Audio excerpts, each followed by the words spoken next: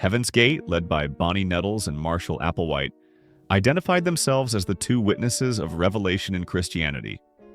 They taught that followers could transcend their human existence and become immortal extraterrestrial beings by renouncing their earthly nature. This process, they claimed, would allow them to ascend to the next level, or the evolutionary level above human. The group believed that Earth was on the brink of destruction, and the only way to survive was to abandon their physical forms and ascend to a higher existence. They associated this transformation with boarding a spaceship they thought was following the Hale-Bopp comet in 1997. Shortly after the comet's appearance, their website announced their readiness, and 39 members were found dead, having committed mass unalivement as part of a ritual they believed would enable their souls to join the spaceship. NXIVM, founded by Keith Raniere in New York, began as a self-improvement organization but eventually became a cult with an inner circle called DOS, where members experienced systemic abuse. Raniere convinced followers, particularly women, that he had supernatural powers to heal them. To lessen the abuse they endured, women were pressured to recruit new members, creating a structure resembling a pyramid scheme. To ensure members remained loyal, they were required to provide compromising materials, such as explicit photos and fabricated confessions, which were used as blackmail. Female members were branded with the initials of Raniere and actress Allison Mack, a key leader in the group. In 2019, Raniere was convicted of multiple crimes and sentenced to 120 years in prison. Penza Recluses.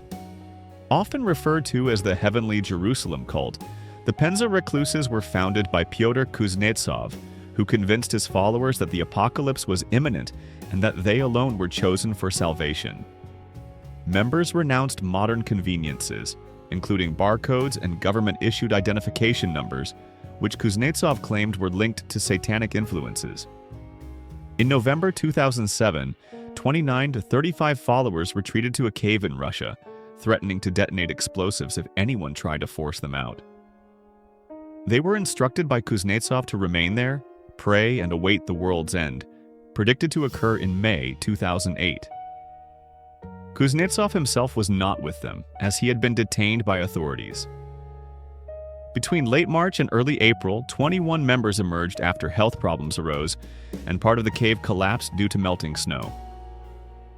On May 16th, the remaining 9 followers exited the cave, driven out by toxic fumes caused by the decomposition of 2 members who had died. Kuznetsov, devastated by the failure of his prediction, later attempted suicide and was hospitalized.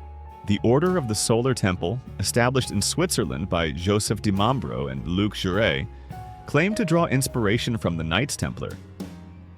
Its teachings were largely restricted to high-ranking members, who were also the most likely to participate in deadly rituals, while lower-ranking members often had limited knowledge of the group's core beliefs. The cult revolved around the star Sirius, believed to be the home of ascended masters.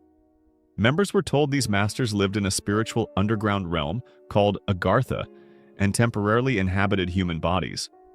Leaders claimed the ability to leave their physical forms at will. In secret rituals, holographic projections were used to convince members of the master's manifestation. As the cult faced increasing scrutiny and its deceptions were uncovered, most members left, leaving behind a core group of devotees. Under mounting pressure, the leaders decided to transition to Sirius by leaving their earthly bodies. This led to mass rituals where members either died by their own hands or were killed by others in the group. Around 74 people perished during these events. Only the mentally strong people can click on like and subscribe button before time runs out.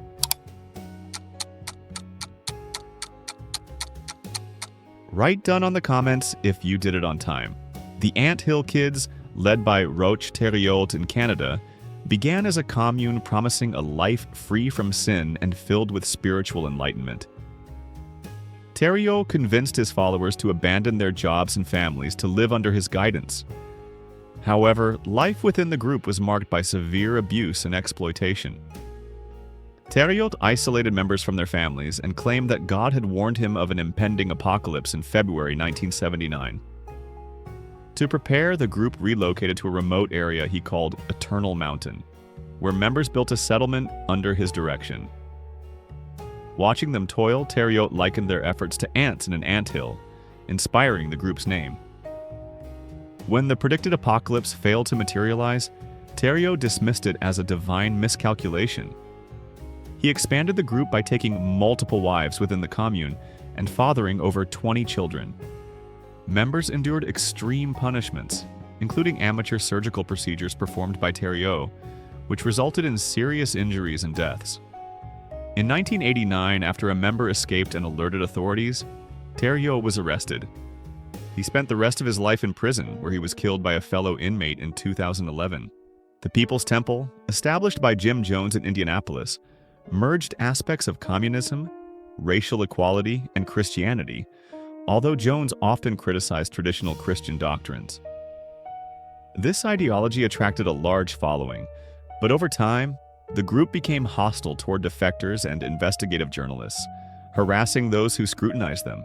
Eventually, the People's Temple relocated to Guyana, where they created a settlement named Jonestown, housing around 900 people by 1978. That year, U.S. Congressman Leo Ryan visited Jonestown to investigate abuse allegations. During his visit, some members expressed their wish to leave, and as Ryan and his group prepared to depart from the Port Katuma airstrip, they were attacked by temple security, resulting in the deaths of Ryan, 3 journalists, and a defector, with 9 others injured. Later that evening, Jones ordered the community to consume a cyanide-laced grape drink, leading to the deaths of 918 individuals, including 276 children. Some resisted but were forcibly injected with poison. Jones likely ended his life with a self-inflicted gunshot. The movement for the restoration of the 10 Commandments of God, founded by Credonia Morinde and Joseph Kibwetir in southwestern Uganda, revolved around visions the leaders claimed to have had of the Virgin Mary. The cult placed extreme emphasis on the 10 Commandments, to the extent of discouraging speech to avoid breaking the 9th commandment, promoting fasting, and forbidding sexual relationships. Initially, the leaders predicted that the world would end on December 31, 1999. When this prophecy failed, disillusionment spread among members, some demanding refunds of their contributions. Another doomsday was set for March 17, 2000.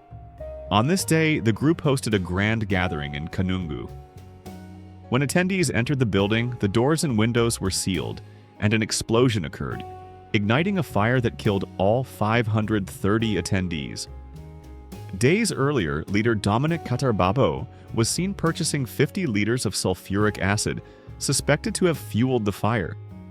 Additional poisoned bodies were discovered in other locations linked to the group, raising the total death toll to 924.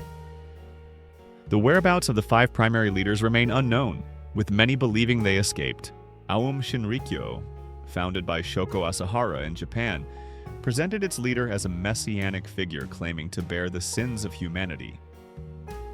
Asahara told his followers that he could channel spiritual power to cleanse their sins and predicted a nuclear apocalypse allegedly initiated by the United States, from which only his followers would be spared.